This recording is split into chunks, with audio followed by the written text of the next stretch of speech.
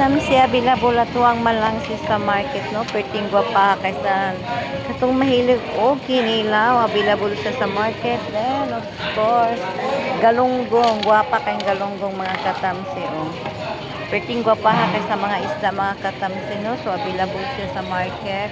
Also naapod tay kutob perting gwapa kato ang kutob mga katamsi o fresh gid ka isda mga katamsi no.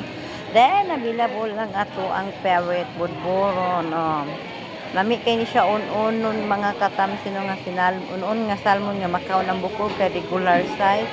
Of course, naatay gwapa kay tanan nga tulingan available sa market mga katamsin. Mga presko kay mga isda mga katamsin. Then, naatay bango sa dagat mga katamsin. Daing, pwede siya pandaing, sugba, kinila, o sinigang.